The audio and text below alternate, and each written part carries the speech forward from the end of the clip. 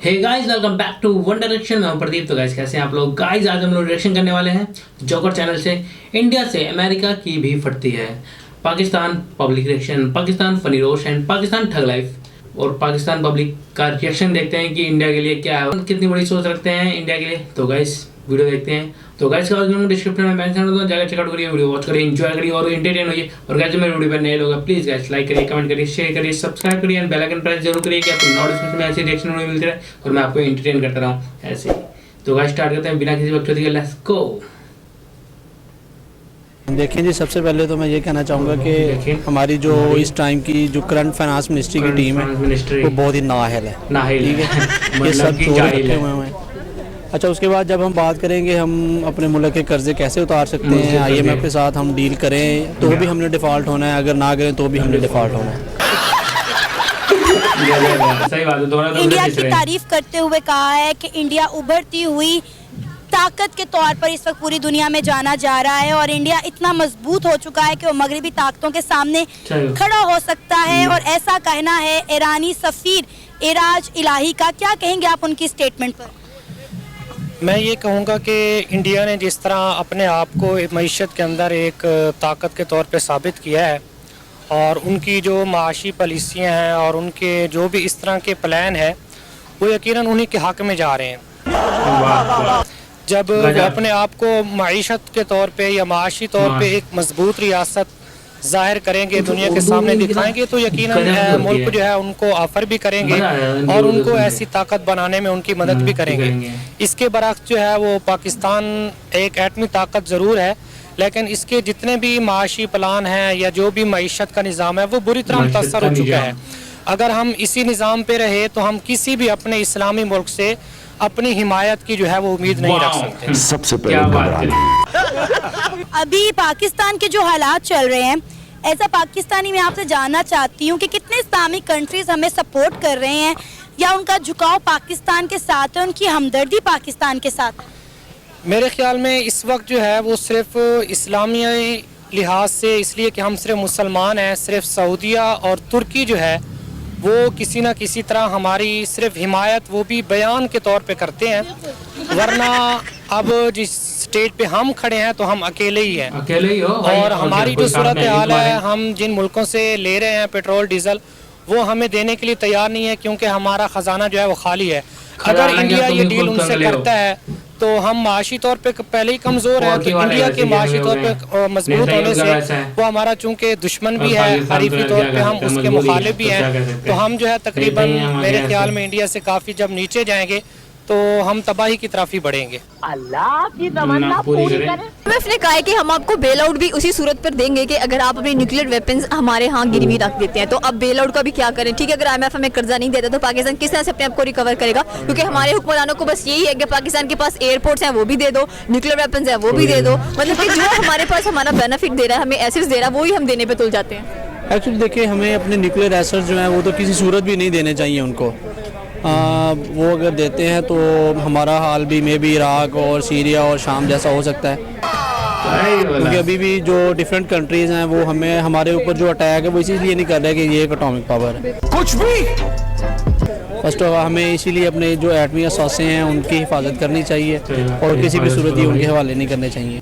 अच्छा, ईरान के सफीर ने इंडिया की तारीफ करते हुए कहा है कि इंडिया यूक्रेन और रशिया की वॉर के बाद इतना मजबूत हो चुका है कि मगरबी ताकतों का उस पर कोई भी कंट्रोल नहीं है, मगरबी ताकतें उसको झुका नहीं सकती। क्या कहेंगे आप? एक ईरान के सफीर ने ये स्टेटमेंट दी है। आप सबसे पहले तो ग्राउंड रियलिटीज़ ऊपर बैठ के चेक करें ना कि आपके कौन स्टेटमेंट दे रहा है। इंडिया का अगर प्राइम मिनिस्टर दे रहा है, if you are going to compare it with Pakistan, तो ज़मीन आसमान का फ़र्क है इकोनॉमी के अंदर। इंडिया की जो इस वक्त रिजर्व के अंदर पड़ी है वो 550 बिलियन पड़ी है, आगे पाकिस्तान के पास 6 बिलियन भी नहीं पड़ा हुआ रिजर्व के अंदर। उसके बाद then you talking about oil and reforms के वो अमेरिका उसको अगर मना भी करे कि वो रशिया से ना खरीदे, इवन तो वो अमेरिका को बैक करके रशिया के साथ खरीद रहा है, उसके बावजूद अमेरिका और इंडिया के ताल्लुकात उसी तरह चल रहे हैं। अगर हम इसको कंपेयर करें पाकिस्तान के साथ यहाँ पे ग्राउंड रियलिटीज़ खड़े होके, और पाकिस्तान अगर ये बैकआउट करता है वहाँ से, तो पाकिस्तान के ऊपर ऑलरेडी इंटरनेशनली इतना प्रेशर आ चुका है कि मज़ीद उसको पाकिस्तान रीपे बैक कर नहीं सकता। विद द फैक्ट इंडिया इस वक्त सिर्फ रशिया से नहीं खरीद रहे थे, इंडिया इस वक्त रशिया से भी खरीद रहा है, ईरान से भी खरीद रहा है, सऊदी अरब से भी खरीद रहा है और अमेरिका से भी खरीद रहा है। आपको पता है ईरान ने भी उनको ऑफर कर दी है। उन्होंने कहा है आप हमसे तेल खरीदें क्योंकि आप पर मगरबी ताकतों का कोई असर नहीं होता, तो आप किसी के दबाव में नहीं आ सकते, तो आप हमसे भी तेल खरीदें। ऑलरेडी वो रशिया से जो है रिकॉर्ड तोड़ तेल खरीद चुके हैं और अब ईरान ने भी उनको ऑफर कर दी है। आप ये देखें कि इंडिया सबसे पहले किसका लाया था? अमेरिका। अमेरिका कौन है? सुपर पावर है, ठीक है। अगर वो उसको पे बैक करके, और अमेरिका की सैंक्शंस लगी हुई हैं ऑलरेडी ईरान के ऊपर, उसके बावजूद अगर ईरान के सफ़ीर ये बात कर रहे हैं तो वो एक सफ़ीर है, वो कोई आम बंदा नहीं है। और वो अगर इंडिया से बात करे कि हमें ऑयल चाहिए, अगर आपको ऑयल चाहिए तो आप हमसे ले लें, अगर इंडिया उनसे परचेज करता है तो क्या आपको ये लगता है कि अमेरिका को नहीं खबर होगी इस चीज़ की? डेफिनेटली। इसके बावजूद वो इंडिया के ऊपर प्रेशराइज नहीं कर सकते, इंडिया को नहीं रोक सकते। जलवा है हमारा। विद द फैक्ट अगर ये पाकिस्तान यहाँ पे हो, पाकिस्तान को ईरान ऑफर करे, पाकिस्तान के ऊपर ऑलरेडी IMF इतना कुछ यहाँ पे करे, पाकिस्तान को जो एड अभी मिल रही है वो भी नहीं मिलेगी। तो ये बेसिकली बात होती है, बूस्टअप होता है आपकी इकोनॉमी के अंदर। आपकी इकोनॉमी के पास कुछ पड़ा हुआ नहीं है, आपकी अपनी साख्त कुछ है नहीं, और आप हमें ये बात करें, हम यहाँ पे बैठ के कि ईरान क्यों इंडिया से करे। सिस्टर मुल्क ने चलना है, इंडिया ने भी चलना है, ईरान ने भी चलना है, रशिया ने भी चलना है, उन्होंने ये चीज़ों को यूटिलाइज करना है। वो इसके ऊपर कर सकते हैं क्योंकि उनके पास रिजर्व्स पड़े हुए हैं। उनके इंडिया की एशिया के पास से इकोनॉमी बूस्ट होती है, आगे पूरा सेंट्रल एशिया इंडिया रन करता है। आगे पाकिस्तान के पास क्या है? हाँ, इंडिया के साथ कंपेयर कर रहे हैं ना, आपके पास कुछ पड़ा नहीं है। आप पेट्रोटिक होके ठीक है चीज़ों को लेके चलते हैं, वो हम हो जाते हैं क्योंकि हम पाकिस्तानी, हमें होना बनता है और हम करेंगे। लेकिन ऑन ग्राउंड रियलिटीज़ अगर आप उसके ऊपर आके देखें, चीज़ों के ऊपर आके सर्च आउट करें कि क्यों इंडिया इतना आंखें दिखा रहा है अमेरिका को भी विद द फैक्ट, तो आपको सारी डिटेल्स सामने पता चल जाएंगी। क्यों हिला डाला। सर कुछ पाकिस्तानी अक्सर ये सवाल खड़ा करते हैं कि ईरान एक मुस्लिम कंट्री होकर इंडिया को इस तरह की ऑफर कैसे कर सकता है।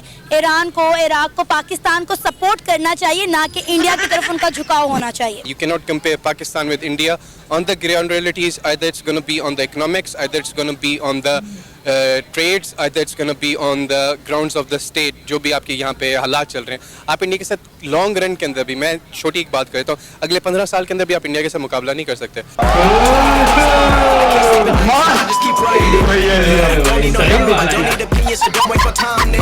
आपके पास 20 दिन का तेल पड़े, 20 दिन का, इंडिया के पास अगले 3 साल का तेल पड़ा है। क्या बात। मतलब कि देखिए हमारे जो पॉलिटिशियंस हैं उनके पास अपनी कितनी कितनी प्रॉपर्टीज हैं। किसी ने यूके में बनाई हुई, किसी ने अमेरिका में बनाई हुई है, बेतहाशा पैसा इनके पास है, इतनी ज्यादा जमीनें इन्होंने खरीदी हुई हैं, क्या वो नहीं दे सकते? नहीं, वो क्यों देंगे, वो तो उनकी अपनी है ना। कौन है ये लोग? कहाँ से आते हैं? आवाम के लिए देनी चाहिए उनको। उन्हें देनी चाहिए, पर देंगे कभी भी नहीं, कोई भी नहीं देगा। पाकिस्तान के लिए मैं कहता हूँ, यहाँ पे जो लोग सदका करते हैं, सदका खैरात करते हैं, वो भी अल्लाह की वजह से कर देते हैं कि शायद नहीं बल्कि यकीनन उसका तो रिटर्न मिलेगा। लेकिन पाकिस्तान के लिए कोई क्या करेगा? कुछ भी नहीं, क्योंकि फ़ायदा कोई नहीं है।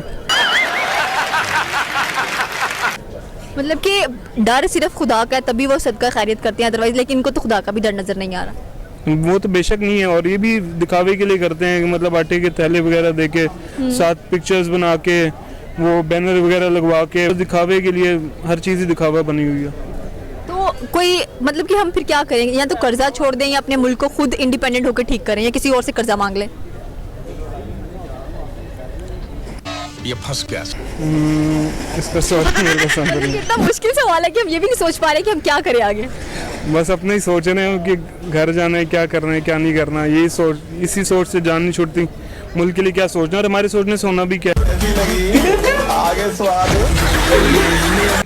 तो हे गाइस, आई होप कि आपको वीडियो बहुत ज़्यादा पसंद है, क्योंकि गाइस वीडियो बहुत ज़्यादा मज़ेदार थी और इंटरटेनिंग थी। तो गाइस का लिंक डिस्क्रिप्शन में डाला हुआ, जाकर चेक करें और वीडियो वॉच करना। क्योंकि गाइस जो इसमें बातें कही गई है बहुत करेक्ट, क्योंकि इंडिया अमेरिका से पावरफुल है और इतना पावरफुल हो गया है, जो अगर पाकिस्तान भी चाहे ना कि बोला था तू 20 दिन का सब पेट्रोल जो इकट्ठा कर ले, चाहे समथिंग किसी भी चीज़, या वॉर में, या 15 साल से अगर वॉर करनी भी है तो इंडिया आज 15 साल तक उस लेवल पे होगा, और चाहे पाकिस्तान बढ़ भी जाए तो भी कुछ नहीं हो पाएगा।